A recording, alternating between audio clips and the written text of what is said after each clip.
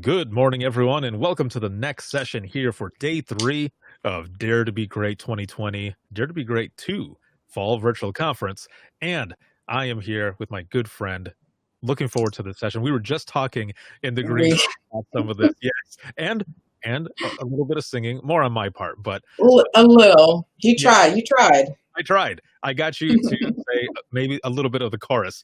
It was good either way. This is Melissa Alterio, and she is the Director of Emergency Communications with Roswell Police Department out of Georgia. Thank you so much. She's going to be presenting on how to deal with negativity and improve morale in the workplace. Take it away, my friend. Thank you. Thank you. Thank you. Hello, everybody. A huge shout out, first of all, to Ricardo and Leah. You guys are so amazing. This has been a wonderful experience. Everybody has been fantastic. And I have to tell you that one thing I would like to say after Jameson's presentation is no pressure. That's number one. Number two, my heart is full. That was such an amazing, empowering, inspiring message. And when I'm done with my presentation, you're going to be like, did you two speak? Because he set the foundation for what we are also going to talk about here in this session and how to deal with negativity and improve morale in the comm center. Because let me tell you something, it is all about positivity. It's all about making a choice. Jameson, thank you so much for such a powerful, powerful message. Brene Brown is truly my hero. I quote her often, and I learned in just the last couple of years that it is time to get in the arena. So I am going to challenge all of you to do the same today. So let's get started. So as Ricardo said, I am Melissa. I am the director of City of Roswell 911 in Georgia, not to be confused with Roswell, New Mexico. If you don't know where we are, we're in Metro Atlanta, about 20 miles north of the city of Atlanta.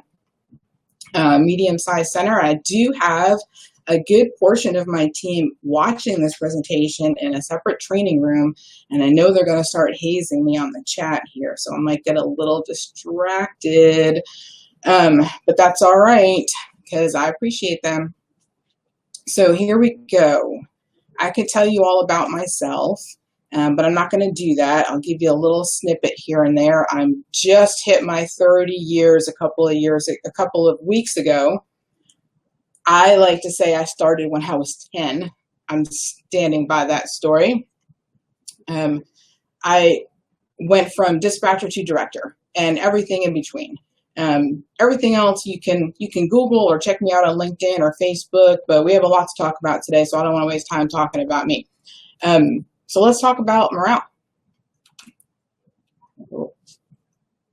Alexander Layton talks about the definition of morale as the capacity of a group of people to pull together persistently and consistently in the pursuit of a common purpose. So I put a poll out there for you guys to check out and answer, please, is there a morale problem in your center? And already, the last time I looked at it a few minutes ago, it was up to 85% yes. That is alarming. I've been through a lot of 911 centers over the years, a lot, not that I worked in, but I've visited a lot of 911 centers. I've spoken to a lot of dispatchers, a lot of supervisors, a lot of directors over the years. I know that there's a morale problem out there, but I also know that things are changing, and things are changing for the better. I'm going to talk about a lot of people. I'm going to talk about a lot of the speakers who spoke this week. I'm going to call out a lot of them because I am beyond impressed with where we were 30 years ago to where we are now. And I got to tell you, there is a fire in people's bellies out there in this industry, and it is amazing. So I am going to challenge you to jump on that positivity train with me today and every day after. So the first thing I say is going back to Simon Sinek's Start With Why. And he says, people don't care what you do, they care why you do it. So why did you get into this job? What is your purpose? Let's go back to the basics here. Why did you sign up for 911? Why have you been doing this for a number of years? Why are you going to continue to do this for a number of years? You chose this profession to have a positive impact on other people's lives. Is that correct? What did you say? Yes. Somebody say yes. I'm looking at the comments over here. Somebody say yes. Was that your purpose when you originally started? Is that still your purpose today? So I'm going to challenge you in the first part of this presentation and ask you a couple of these questions. I want you to truly ask this of yourself. What is your why? Let's remember your why. So why is morale important? Thank you guys for saying yes. Why is morale important? How does negativity affect morale? And what do we do to improve it? So going back to our purpose, the reason why we started this profession is to have a positive effect on other people's lives. It is what we do every day, answering those 911 calls, providing CPR over the phone, listening to that officer-involved shooting over the radio, being that person who is the one person who may hear that last call of that police officer, providing directions to a lost elderly female over the phone who's lost. All that is us having people's lives in our hands. We are the first responders. There's no doubt about it. We are the first responders. We have people's lives in our hands. Let's not let that stress us too much. Let's not lead us into burnout, but let's consider it a great privilege. Let's change our perspective. It is a great privilege to serve the community, our responders, and each other. A great privilege. Think about that for a moment. So I want to challenge all of you to choose your attitude when you walk into that 911 center, that dispatch center. Choose your attitude. Okay. Who's accountable? Who is responsible for morale? I already know the answer to this. I want to know what you all have to say. Who's responsible for morale? I've heard people say that it's the leadership, it's supervisors, my leadership is horrible. Yep, that may be true, but here's my challenge. I say morale starts with the individual. It starts with you, the individual. Hold yourselves accountable. Sure, are directors responsible? Absolutely. Are supervisors responsible? Wholeheartedly. Are you responsible for your attitude? Absolutely. How about holding each other accountable? Morale affects so many things across the comm center. It affects our happiness when we walk into that room every day. It affects whether or not we stay in our job. It affects the entire atmosphere of the center, of your coworkers, your peers. It affects how long you're going to stay in this job. It affects what the entry looks like for new people coming in. Morale affects everything. We've all seen the negative Nancy's, the Debbie Downers. I love this button that says I'm allergic to negative people. I'm wearing my Be Kind to Everyone shirt today for a reason, because I choose my attitude when I walk in this room every day. 30 years. I wasn't always like this. I had to learn the hard way, trust me. So choose your attitude. Be responsible. And hold other people accountable. What does morale look like in your center? Are there positive? Are there negative people? Are there those who are just so toxic that when you walk in the room, you cringe when you see them? Of course there are. They're in every center. So I'm speaking today to not just you, the individual. I'm speaking to the ranks, the positions, directors. There's no longer that it's always been like this, or there's no longer that attitude of, well, they're a really good worker, they just kind of have a bad attitude, but they're a really good performer. That doesn't fly anymore. Absolutely not. Because when you rate supervisors, when you do evaluations, you have to not only rate performance, you have to rate behavior. And if you have a code of ethics, your code of ethics should say something about civility in the workplace. It should say something about positivity, respecting each other, your coworkers, along with the the community that you serve. And I expect you should expect yourself to hold yourselves accountable, to hold your people accountable for their behavior. Rolling of the eyes, being completely dismissive of the leadership or policies or other people, that should not fly any longer in the comm center. What does perception look like? So now now we're gonna jump into the meat and potatoes of this presentation. So I'm gonna share a little story with you. And I know it's going to make my staff laugh because they've heard this a time or two, and so have some of my colleagues out there. How are you being perceived? Are you approachable? What perception is reality, is it not? So if you walk in the room and you see somebody over there on the dispatch floor, one of your coworkers who's completely closed off, are you going to think that they're a negative Nancy? Probably. Are you going to think that they have an attitude? Probably. So, but take a look at yourself for a minute. How are you being perceived? What we think, what we say, what we do, it's all perception, right? So, you know, I've had this little issue over the years. I'm a little sarcastic. I hope you guys are okay with that. I've had this issue over the years where somebody might have pointed out to me that I have a little resting bitch face going on. Anybody familiar? Anybody? Anybody familiar with the RBF concept? Well, let me tell you something. Years ago, somebody pointed this out to me. I was devastated. Like, I had no idea that I was coming across as like such a biatch. Are we allowed to curse on here? So my apologies, but yeah, such a biatch.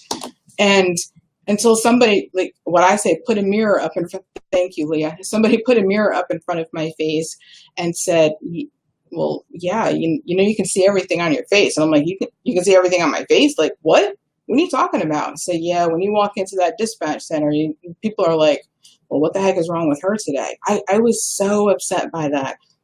At that time, I was in a training manager position. I was in a position to where I was supposed to affect people's performance in a positive way. I thought I was. I think I did.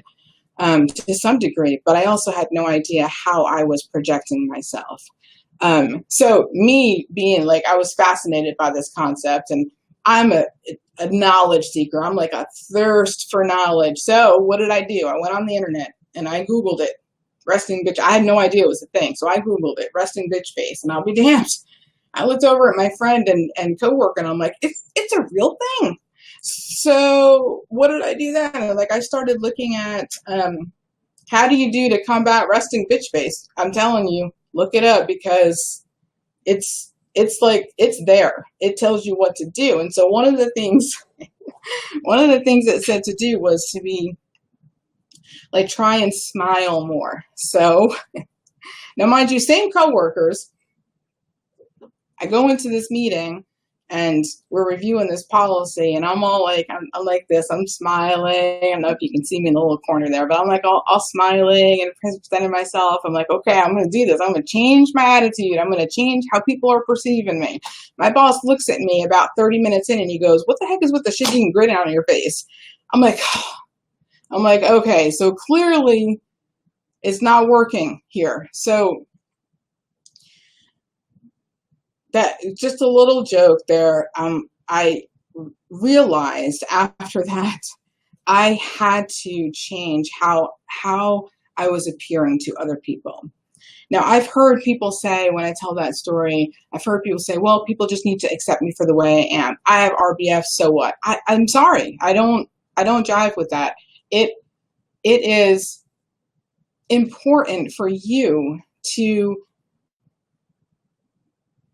help other people realize that you are kind. You know, it was so devastating to me that people thought that I was so unapproachable or mean or just had a bad attitude, when I wouldn't hurt a fly. And that's not me trying to sell myself on you all. That's just, my mom says my heart is as big as my butt. You guys can take that how you will. That's fine. But I'm saying is I never had any mean intentions, and for people to think I did just because of how my face looked, it was heartbreaking. And it was just in the last year or two that I realized I I wanted to be authentic. And Brene Brown talks about being brave and be authentic and that vulnerability. So I started telling people about that story. I started letting people know, my staff, my team members, like, you know what, this is a thing, and this is what's happened to me, and this is how people saw me over the years. But I took steps to correct it, and I try to correct it, and sometimes it doesn't always work out, I realize, but it's always there. I'm always conscious of it and conscientious of it. What many people didn't know about me in those early years is that I was very sick for a long time, and I battled a really, really, really harsh intestinal disease, and I wound up having major abdominal surgery back in 2002. It's like I was major introverted because I was in so much pain, but nobody also took the time to try and find out any of that information. They didn't take the time to talk to me and ask me questions or try and get to know me because I was so closed off and because of my RBF, if you will. So there is a reason why I bring that story up, because I'm going to jump into another story real quick. A dispatcher started in our center. It's my previous center now, many, many, many years ago. And when she came in, I say that she was a little different. And I say perception, I say she was different as in she didn't really talk to a lot of people. She wasn't in the in crowd. You have an in crowd in your center. She wasn't really in the in crowd. And so she was kind of shunned a little bit, which was unfortunate. And it was very discouraging. And I remember meeting her one day in the break room area, and we started talking, and I'm like, gosh, she's so nice. And then I realized that I too was doing the same thing that some of the others were doing. So I stopped myself and I took some time to get to know her. I'm very happy to say that she is one, that was more than 20 years ago, that she is one of my dear, dear friends to this day. But what I learned about her that other people were making fun of, and what they were making fun of was the fact that she came across as kind of an airhead. Kind of in a bubble. It was funny because she had this big winter jacket that actually made her look like the Michelin Man. So I called her a bubble jacket too. So it got to be a little bit of a joke that she was in a bubble. She knew what people were saying about her. But they called her the bubble girl because she was kind of an airhead to them. So I took some time, but I'm going to tell you what, she was very, very brilliant. Brilliant, brilliant, brilliant. I took some time to get to know her. And what I realized was she came to us in January of 2002. And what I learned was that this woman who people were shunning because she was quiet and not really talkative to a lot of people, she did her job, did it well. This woman just dispatched FDNY EMS on September 11th, 2001. She sat in that chair from 6:30 in the morning until 7 o'clock at night without a break, without going to the bathroom. She sent units to the towers who did not return home. And she carried that with her, obviously, for months. It was just a few months later. She left EMS dispatch down in the city, and she came up to us where we were in Orange County, and nobody knew. Nobody knew that story also for years and years later. She kept it to herself, but nobody took the time to get to know her. And that changed my entire attitude for the rest of my career. You never know what people are going through. You never know what shoes they're walking in until you take a minute and you start talking to them and you get to know them. So before I go on to what you can do, I will tell you that I'm all about the vulnerability and being authentic now and being brave with my story, which is a little bit longer than I kind of gave you the very shortened version, because I kind of have a habit of, I can never make a long story short. So I really tried. That was some effort on my part, just FYI.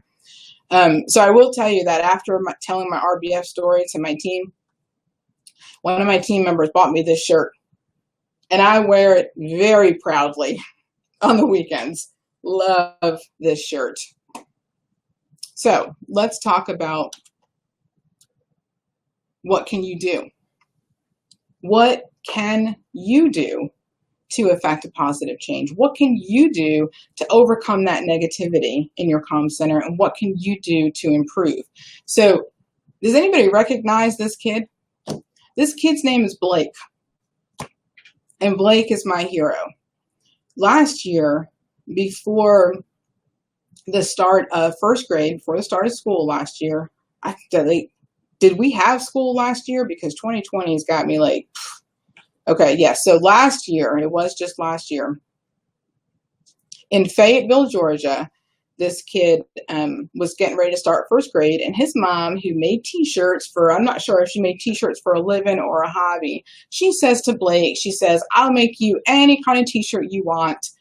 She figured it was going to be a Batman shirt or a Captain America or maybe a sports shirt, any kind of t-shirt that you want for the first day of school. And he said, I want a bright shirt with big green letters that says, I will be your friend. Because he didn't want anybody to feel alone or lonely on the first day of school. Is that amazing? He's a first grader, at least he was last year. We need to take some lessons from little Blake here about just being kind. I think Tracy said it at the end of her presentation the other day. Just be kind. Just be nice. So what can you do? Take the time to understand your workplace antagonist, if you will, as being an imperfect person, just like you. We're all imperfect. You are, I am, your leadership, your coworkers. Nobody's perfect out there. You don't have to like them. But if you can take a minute and understand why they act like a jerk, or maybe why they're closed off, or why they're in a bubble, then you might be able to prevent yourself from adding fuel to the fire. Know what your buttons are, know what pushes your buttons. Our own buttons are our responsibility to uncover. It's so much easier to blame the difficult colleague or the difficult supervisor rather than admit we have our own flaws. Right? So instead, take a look at why you react to certain people or situations in a negative way. Kind of armor up on that mental toughness, managing your emotions, your thoughts, and your behaviors in a way that will set you up for success and having a positive impact on not just the community that you serve, but also your peers. You need to be brave enough to look at yourself with compassion and honesty and authenticity. Be responsive. Don't be reactive. Be responsive when someone pushes your buttons. My favorite saying in the entire world is what I try to live by, what I encourage others to try to live by. I have no idea who said it. I don't care who said it. This is it though. You ready? Here it is. Life is 10% what happens to you, 90% how you react to it. Mic drop. There you go. 10% what happens to you, 90% how you react to it. Be responsive, not reactive when someone pushes your buttons, because having a knee-jerk reaction, never a good choice. Here's another concept for you that I want to challenge you to truly consider. Forgiveness. Forgiveness in the workplace. Forgiveness in leadership. Forgiveness is a mindset. Instead of assuming people are out to get you, assume they have the best intentions instead. Instead of assuming my friend was an airhead, perhaps we can assume that this is a girl who just likes to keep to herself, and maybe she has some things on her mind, and maybe she has some great conversations to contribute. Nobody took the time to ask her. Accept that people may have wronged you, that may or may not have been intentional, and realize that no one is keeping that wrong alive but you. Forgiveness is a mindset. What is your definition of forgiveness? What does forgiveness mean to you? How does forgiveness feel to you? People experience forgiveness differently. By creating a definition that fits you, you're more likely to take action on where you're able to forgive rather than trying to please somebody else. Just be kind. Let go. Practice letting go. You're right, Dawn. Forgiveness is so hard. But if you don't forgive, Dawn says the bitterness will eat at you from the inside out. It's so true. So we must practice letting go. Change your expectations of yourself, of others. Stop expecting yourself to be perfect and others to be perfect. Because let me say something, and I hope it resonates with you. Just because somebody else doesn't do something the way you would do it doesn't mean that they're wrong. If you have coworkers in that 911 center who maybe they're not the best at what their job is, but they're not terrible either. Maybe they wouldn't do what you would do, doesn't mean that they're wrong. And it's hard to get around. It is, but you have to practice letting go. There is no perfect people out there. You're not perfect. They're not perfect. Stop expecting perfection. Let go of the hurt. Release the pain of the negativity. Be free from shame, as Brene Brown says, Jameson said in his presentation. Because the shackles of that emotion and negativity is just gonna make you sick. It's gonna make you unwell. Forgiveness takes time, so be patient. It's not going to be instantaneous. I don't expect you to go back into your centers right now and be like, "Oh, I forgive you for being mean to me the other day or not saying good morning to me." I don't expect that, but I do expect you to challenge yourselves to make a difference and to be a little kinder and maybe to react a little differently now. Talk to somebody. Peer support. Now, I am a certified peer supporter. We have a team of peer supporters. I know what peer support's all about, but you know what? We can all support each other. You don't have to go to a class to figure out how to support your peers. So we can do that by just being kind and being empathetic and being compassionate to one another. That's how you overcome negativity. That's how you improve morale, by making your center a psychologically safe place for people to come to when they're doing the most difficult jobs of their lives, having other people's lives in their hands. Choose your attitude. Forgiveness also doesn't mean that you forget about what happened, but it does lessen the sting a bit. It launches you forward. It helps you take that step into the next journey, into the next day, even, if you will. Forgiveness can be your way to being healthier. We had a lot of talk this week on health and wellness and peer support and encouragement and positivity. When you hold on to a grudge, when you hold on to that negativity, when you hold on to the lack of forgiveness that you have against your peers or your leadership for that will, for doing or not doing what you expect them to do, then you are only bringing yourself down. You are only creating that stress and that harshness in yourself. That's what you're. So take this. So we talk about customer service for our talking to people on the phone about, you have to give good customer service. You have that one motor vehicle accident where you have 50 people call, right? And by the 47th person, you're like, yes, we've got the call. We have somebody on the way, right? No. You should be choosing your attitude with each caller because they don't know what they don't know, right? They're not trained like we are. So we've always challenged our folks to end the call positively. Yes, ma'am. Yes, sir. We have it. Thank you so much for calling. So when you find yourself doing that, when giving good customer service to your callers, no matter how much you might want to strangle them, and it happens to the best of us, when you end that call positively and you choose your attitude, your stress level is going to go down. When you get upset and you get angry and you're just like, your stress level is going through the roof. So this is all for you, folks. This is not for not necessarily for your peers. It's all for you too. It's all a great big circle, all a great big circle. Just be kind. Where does this start, right? So where does it begin? So one of the other things, and I told you I've been doing this for 30 years. So many years ago, I was guilty of this myself. When a new person comes in your 911 center or your dispatch center, what is it that you want to do? You want to be like, you have to do this grunt work because I had to do this grunt work when I started. Dispatch hazing. I've heard that happen across 911 centers in this country. That is so wrong, because you know why?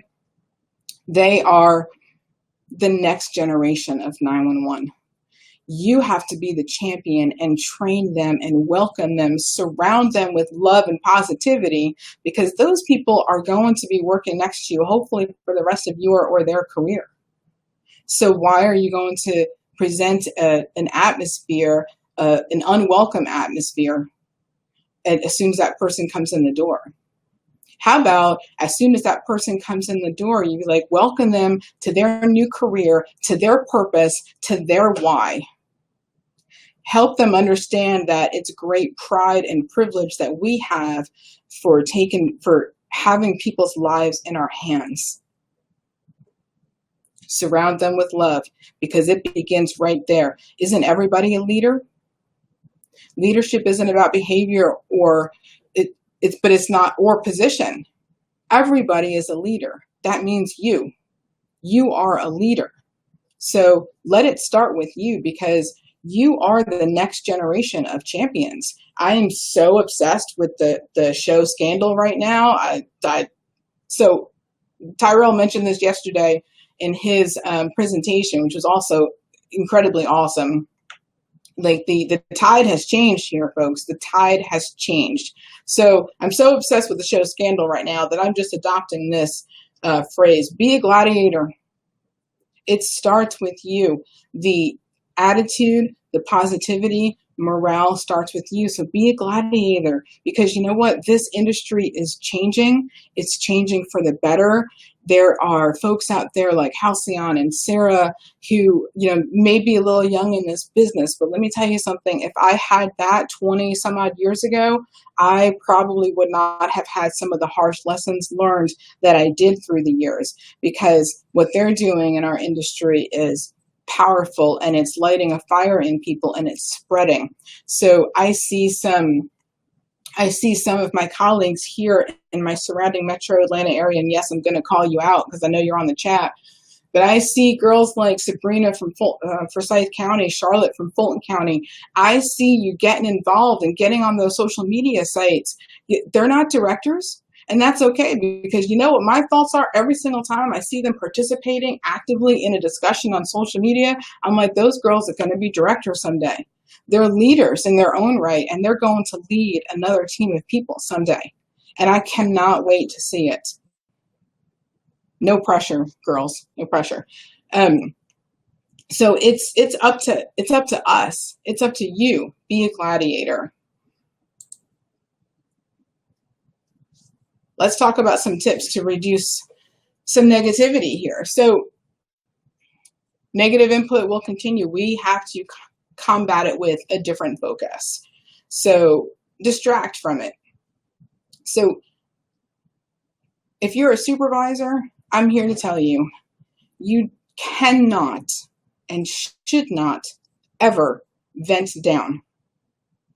You can vent across, you can vent up, but you should never vent down, because you're a supervisor and people are watching you. In the same sense, as a telecommunicator, a dispatcher, people are also watching you. And if you ever hope to promote into this business someday, people are going to remember your actions. So if you're out there being negative and complaining about this or complaining about that, instead of being part of the solution, people are going to remember that. And the chance to promote, people remember my RBF. And the chance to promote up is going to be very limited. So start distracting from the negativity. When somebody starts talking negative next to you, really negative, gossiping, if you will, vexation, change the topic, change the narrative. It begins with you. Recognize it. Reaffirm the positive across all generations. Remember that everybody has strengths and weaknesses. Remember those who have been in this business for a very long time. Maybe we're a little introverted. Maybe some of us who've been doing this for a while have a little more RBF than others, and maybe we've also gotten a little slow on some things. That's okay, because everybody has strengths and weaknesses. And just because somebody wouldn't do something the way you would do doesn't mean that they're wrong. Everybody has strengths and weaknesses. Recognize the differences. Be prepared for the change. Embrace the new people who are coming in that truly, truly have a fire in their belly to improve things. Embrace it.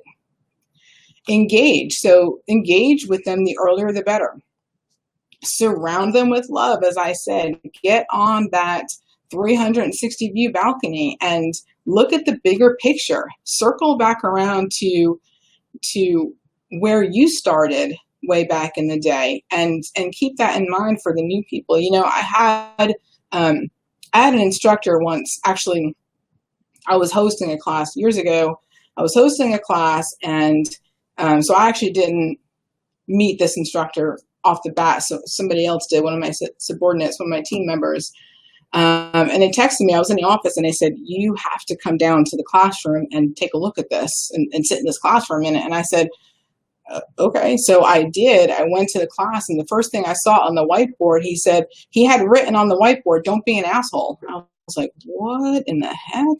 And so I got there just in time, because he explained what he meant by don't be an asshole. He said, don't let the center beat the niceness out of you. Don't let the center beat the niceness out of you. Change. Make a change. Experiment. As a team, maybe it starts with just a few of you. Take some controlled risks. Come up with some ideas. Talk about what it is that you can do. Don't give up. I saw on social media the other day, somebody was asking a question about what do you guys do for Christmas? And I saw so many different comments. Some people were like, we don't do anything, or we tried, but not everybody participated and it just failed. And then somebody else said that they do a Secret Santa. That's what we do here in Roswell. We do a Secret Santa. And you know what? There are no criticisms, no judgments for people who don't get involved. None whatsoever. But it's there. We decorate. I have a handful of people who get involved. Our outreach team, for instance, do a lot of that main work, that main foundation for getting involved and decorating for Christmas, starting the Secret Santa off, all that stuff. And then there are those who don't ever participate, but I don't ever also hear them being negative about what other people want to do. And if they are, so what? So what? Does that mean that you stop? No. Be consistent. Just because somebody may not participate one year, I'm going to tell you what, the minute that you stop putting those Christmas decorations up, somebody's going to say something. So also don't take risks that, don't wait for other people to give you compliments. Just go ahead and do it. Don't wait for that recognition in order for you to do something positive in your center, and do it together. Make a change.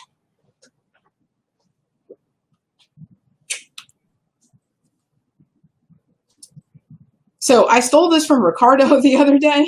So he sent it out on our group message from the instructors. And sorry, Ricardo, but thank you also. Thanks, guys. My team said that Roswell has team spirit because of our leadership. That gives me a bit of a fat head. Appreciate you all, but it's a team effort. It's because of all of you. Okay, so Ricardo sent this out to our group the other day, and it was so powerful. I'm like, I am totally stealing this for my presentation. So don't adapt to the energy in the room. Influence the energy in the room. What better way to talk about morale and overcoming negativity? Like, I'm speechless because I'm so overwhelmed by this. Don't adapt to the energy in the room. Influence the energy in the room. Choose your attitude. Be a gladiator. Be kind.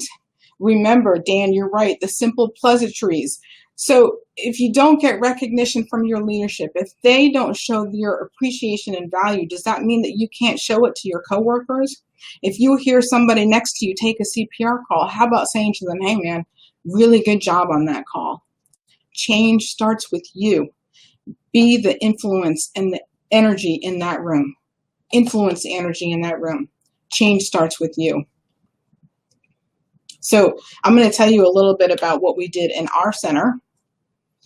So this was part of the building morale in our center. So we took this from my good friend out there, Tracy Ertl. I don't know if she's on. I don't think so, because I think she had some family come in. But Tracy's awesome. And so we were at a conference a couple of years ago, and one of my dispatchers says this concept. It's called Healthy Center 911 or HC 911. And we stole it from Tracy. I asked her, I'm like, I mean, we're going to do this. And so the dispatcher says to me, I really want to do this at our center. And all I really need right from you are a couple of bulletin boards. Like, I can do that. I got her a couple of bulletin boards and she did the rest. So how did we get here? So we started, we have a heavy social media presence, and we started hashtagging Team Roswell. I have a dispatcher out there. She's supervising right now on the floor. And I got to tell you, she is our cheerleader of the center. So, and I stole this from her too, the whole Team Roswell, because every time she sends an email out to the center, she always starts it with hello team. And I just love that. And so I kind of stole that from her too. So that's how I start my emails too. So thank you, Christy. Shout out to you. So that's where we kind of dubbed ourselves hashtag Team Roswell. We started when I first got here 5 years ago. They were really, really short staffed. Now, we were at 0% just a few months ago. We had some fast changes in the last 2 months. Nothing so terrible that, nobody left because of the morale issues. Let's just say we had somebody who left and went to law school, and we're super proud of her. So we're down one position right now. And that is just a huge testament to the atmosphere here. I had a dispatcher say to me just a couple months ago that she says, I found my family. And that is so just overwhelming to me, because I've been in centers where the toxicness was just overwhelming. And I look back on it now and say, where could I have improved? And I think about the whole RBF and how I was being perceived. And when I came here to Roswell, I made sure that I completely changed that perception of myself. But I also shared it with my staff to be authentic and vulnerable and brave about my story. So just looking back, it's a little different. But so we do have a treadmill in our center. I get some questions about that from other directors and supervisors. And let me tell you, I don't believe in the whole liability thing, because I'm sorry, you could walk up that ramp in your 911 center and you can trip over it and there's your liability. So what is the difference with a treadmill in the center? But that's just me. Yes, I did get my treadmill from Zybex. So we had it at the console for a while, but then we started getting more and more staff. So we had to move it off to the side. But it's there. Is it used a lot? No, not really, but that's okay because it's there. These little white things over there, I don't know if you can really see it on the screen. They're called happy lights. Happy lights make me very happy. Nobody uses them. Happy lights, I encourage you to get on Google and search what a happy light is, but they're supposed to assist with those who work overnights. It's kind of like supposed to be like projecting the sun or something. I don't know if it works. I don't care. They're called happy lights. I love it. I put about 4 of them in the center because that was also what we talked about with the Healthy Center 911 concept. And again, just because they're not used doesn't mean that it was a waste of my time or the city's money. It wasn't. Yes, Sabrina, happy lights are an awesome thing. They're not too expensive either. So we go to conferences together. You see my group of 4 over there. We're volunteering at APCO's 2018 conference, I believe it was. We do love visits from our K-9 officers.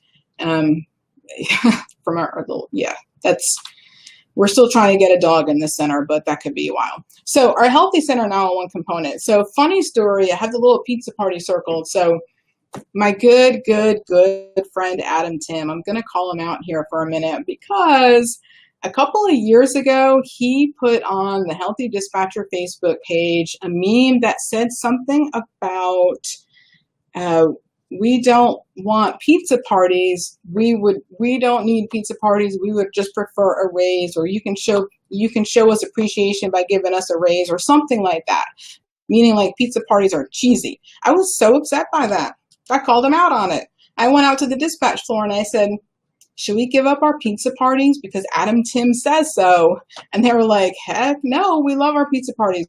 We're having one today, in fact. It's the little things, right? So pizza parties are a plus. Ice cream socials, look, food, who doesn't love food in the dispatch center? Again, so if you don't get everyone to participate, so what? It's still okay to do. Start with you. So some more components of the HC 911. We have our own little physical and mental wellness program in here. We put things up on the board. I'm going to show it to you in the next slide about mental health education. We did start our own peer support program thanks to Ryan and Jim from the 911 Training Institute. That's the model that we go by. They are just awesome, awesome champions in this industry. We're so proud to work with them. We do have a heavy social media presence. Our outreach team has done phenomenal doing that. Book club, I don't think we could really get off the ground, but we do share a lot of books here. We've done some virtual 5Ks. We just did one with the Miles for Hope with the National Center for Missing and Exploited Children. We raised some money for NCMEC. Again, the entire center didn't participate, but we had quite a few who did, and we put that information up on social media, and it spread like wildfire. We were super proud of that, super proud of our folks for doing that. I didn't walk, but I supported them who did. We share recipes. That we do a lot for our new employees who come here. When they finish with their little mini academy and then they finish their training program, we give them a little certificate. Sometimes we get a cake or some cupcakes, but we celebrate the fact that they are our next generation of Roswell 911. So again, I encourage you to start with your new people who are coming in. Make them feel welcome. Don't bring them into the stress and challenges that you have faced for many years. Start with that change. Start with yourself. All right, let's go on to the next slide. So let me show you a few pictures here. So we have 4 bulletin boards now. So we started out with 2, and on the, I guess it's your left, we have our 911 fitness challenge. I came into work one day. I did not tell this. She's a supervisor now. She's our training coordinator now. I didn't tell her to do any of this. She did this all on her own. I just said, here are your bulletin boards. Tell me where you want them. Knock yourself out. So she sent a message out to the whole center, and this is our 911 fitness challenge every single month. And she gives out little prizes that she's acquired from conferences. So when you see Roswell, hopefully when we do get conferences again, anytime now, I hope, when we get in-person conferences again, I should say, when you see Roswell 911 members like hoarding all the little goodies that the vendors give us, that's us for our little, for our supervisor there giving out prizes to our winners of our fitness challenges every month. But also she puts up like actual exercises to do. And on the right side, the HC 911 component is all about mental awareness, mental health, peer support, and stress resiliency. That's all up on the board. We do that recipe of the month over there, and it's just a lot of really, really great tips. We have quite a bit of exercise equipment in here. The little stair thingies there, whatever they're called, step bicycle thingies go under the console. Do I see them out there at every console? No, but you know what? That's okay. I have no regrets about making that purchase. We've had some folks bring in their own stuff, and that's totally fine too. So yeah, a lot of participating. The thing with the blue ball, that's like, it's a chair. So that is an exercise balance ball. Somebody might need to correct me on that. It's an exercise balance ball, but it's in that little like chair, like you can sit at it. Yoga ball chair. Thank you. You can tell that I don't use it, right? Okay, so notice I put the little Survive and Thrive Fitness Challenge, 911 Training Institute. We handed out Jim Marshall's book a couple of years ago. I have to get some more for our new folks that came in the last couple of years. I have to tell you, there is such an incredible presence on social media. There should be no excuse as to not being up on what's going on in this industry. So I encourage you to share with your friends, get involved in the 911 Durham Women Facebook group, Humanizing the Headset, Within the Trenches, of course, Facebook page, the Survive and Thrive Fitness Challenge that Ricardo had set up. It is just incredible, incredible stuff. I follow the 911 Training Institute's Facebook page. Ryan puts some wonderful posts out there all the time. So, some things that will really nourish your soul and improve that positivity and hopefully help you to spread that around to your coworkers and share in that message. So we do a lot of things together as a team. The last couple of very, very, very large incidents, we've crafted this box. One of our team members crafted a box that you can see up there, the red and the blue. That one was for Virginia Beach 911 after their municipal building active shooter incident. We put a ton of goodies in there. Most everybody in the center contributed, whether it just be, like you see, just a bag of kisses, anything that we can think of. We put little encouragement notes, and then we mailed it out to their 911 center. We had an officer-involved shooting in one of our Metro Atlanta agencies, so we did a big basket. We took the Resilient 911 professional book for the dispatcher who actually handled the incident. We took a bunch of challenge coins and we brought it up to their center. We are all about hashtag and I am 911. Thank you again, Ricardo. We donated a bunch of toys to the NICU at our children's hospital here in Metro Atlanta. So a lot of this fun stuff we're doing together. I was just talking to one of our team leader with the outreach team the other day. We are going to do Toys for Tots again this year. Again, what is, as she said, you can go to the dollar store and spend $5 on five little toys for a young kid, and what does that cost you? $5, right? So what does that look like in your center to try and get everybody involved in doing something positive? Because paying it forward and just being kind to everyone, like my shirt says, it is going to help build that morale in your center, that team camaraderie. That's what you want. We do Sunday Fun Days. Again, this was not my idea. So I do not believe when people say that morale starts at the top. It doesn't. I mean, it can. And in this instance, maybe it does, but it doesn't. It doesn't start with me. It started with, this was not my idea. Sunday Fun Days was one of the supervisor's ideas. My folks work 12-hour shifts, so this is 2 Sundays a month that they do Sunday Fun Days. They bring in food, they make all different stuff, they have different themes. Sometimes if it's a football Sunday, they'll come in, wear football jerseys. Again, is that, talking to you directors now, sure, we have a uniform policy here. We're a little less strict about that on the weekends, but when the supervisor said to me, hey, by the way, it was football weekend, and college football is pretty big down here in the South, from what I learned coming from up north. It's pretty big down here in the South, so go Dogs. So they said, she told me that she was allowing them to wear football jerseys this one Sunday. So was I going, and she didn't ask me my permission initially, that she just did it. And so she was a little afraid of what my reaction would be at first. This was a couple of years ago now. And I'm like, does it affect performance? No? Okay. I don't care. Do what you got to do. So directors, I encourage you to empower your supervisors, allow them to make these little positive changes for their staff, because it is only going to increase performance. It is only going to improve retention. It is only going to make your center a better place.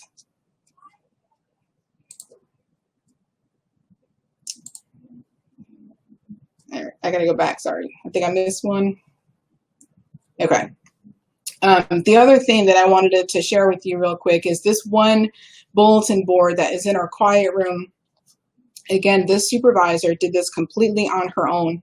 I had no idea, and it was actually up for weeks before somebody said, hey, did you go in the quiet room lately? You should go in and check it out. And when I went in there, I was literally brought to tears because she put up all these magnificent little notes to every single dispatcher in this center, and she said a little something personal about each one of them, and I put a couple of them up here so you can see, basically just thanking them and letting them know how much they're appreciated. It was so amazing. Our new board, I know my team is wondering what the heck we're going to be doing with this board, so I'm trying to leave it as a surprise, but I guess I'm not going to do that now because I'm going to fix it and tell you all what it is. So we have a new board that we put the a superhero theme up. So we got these great little cards that we have the Wonder Woman sign, the Captain America, Superman, all that stuff, that when there's something really, really great going on in the center that they do, we're going to put it up on the superhero board. It's sort of our little wall of life. I don't have a big wall. So that's our little contribution to making sure everybody knows and understands how much they're valued. But again, it was an idea that I took from one of my team members. So don't be shy. Make sure you're daring greatly. As Jameson said, it all starts with us. Everybody is a leader. You don't have to wait for your leadership or your supervision. Everybody is a leader. So I know I'm running a little low on time, so Tyrell's at Orleans Parish, he has a motto with his group that to show up and do it and be there, be present, be in the arena, make a difference every single day. So I encourage you all to show up. Remember why you started. Remember forgiveness. Okay? Remember to welcome your new people. Welcome them. Don't wait for somebody else to do it. Or don't just go by what's always been done. That doesn't fly in this industry anymore. Things are changing for the better. Make sure that you hold yourselves accountable and make sure you hold others accountable. Somebody starts talking negativity, say, look, maybe we shouldn't be talking about this person, or maybe why don't we just try and change it to something more positive, or let's think about something more positive, okay? So have those pizza parties. We're having one today. Be a little jealous. Surround each other with love. Define what matters to you, okay? Make a choice. Lean in. Be brave. Choose your attitude. I encourage you all. Be authentic.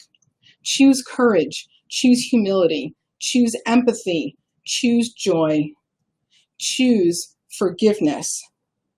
Our purpose is to have a positive impact on others. We serve something much larger than ourselves.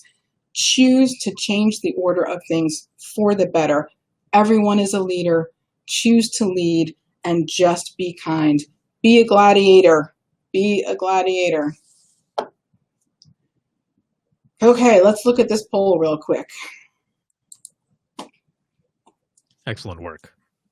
Thank you, Ricardo. 80% said that there is a morale problem in their center.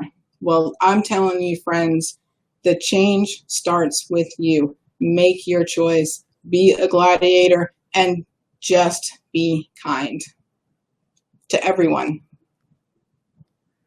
Thank you guys so much.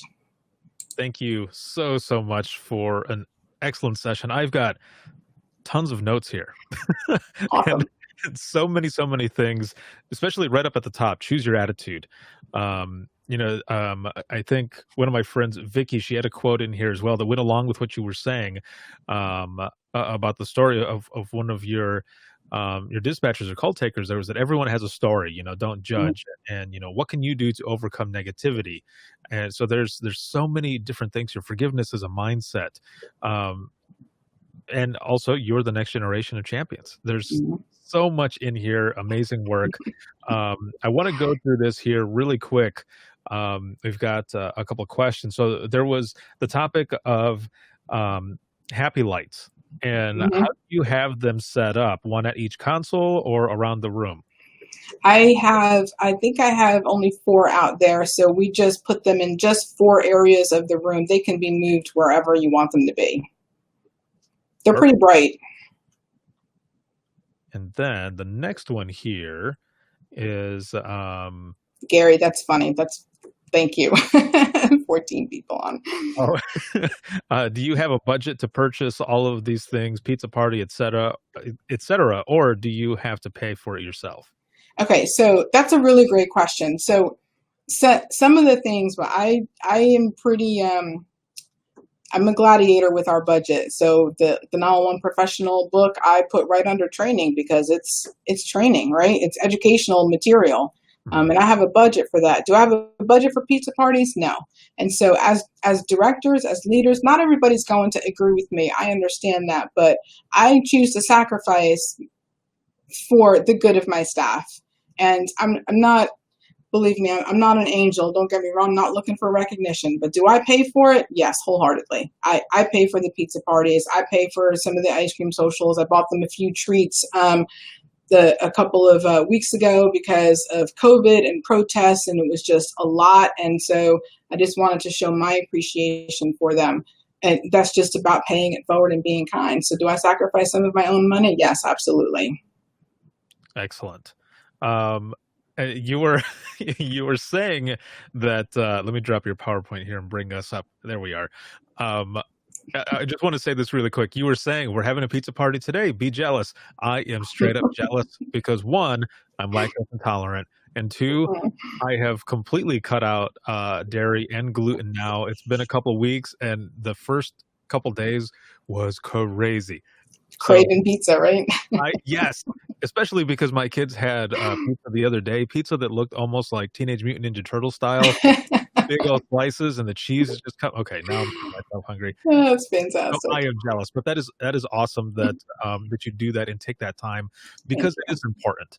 It is very you. important, and I just want to thank you again for coming on and doing Thank this you. presentation. It was amazing, very very well I done, and I appreciate it. I know I'm out of time, but I have to say it again. I have just watched you over the years, and again, 30 years in this business. I'm looking at Jeremy DeMar there. I'm sure he can testify to it also. It, we've just had nothing like this in our business. So I say to everybody, get on board. You have been a rock star with that hashtag I am 911 movement, the Imagine Listening. It's like been one giant peer support. I think Jim Marshall said that one giant peer support and it's just incredible what Halcyon and Sarah are doing. Tracy with her new program. I mean, find these folks on Facebook, find their Facebook page. Ryan Dedman with the 911 Training Institute. There is nothing but positivity going on in our 911 industry right now. Jump on board. There is no reason why you shouldn't be. Well, I thank you very much for the kudos. I appreciate it more than you know. It means a lot, and it's just been an amazing experience. So it has been awesome. Awesome. Thank you very Thank much you once so again. much. And everyone who is here, I will be bringing you to the next session, and we'll go from there. We have Nicole Janey coming up with Shots Fired, Breaking the Silence on PTSD, peer support, and resiliency. This is going to be such a great session. Thank you again, Melissa, and I will talk to you soon. And everyone, I will see you in the next session. Thank you.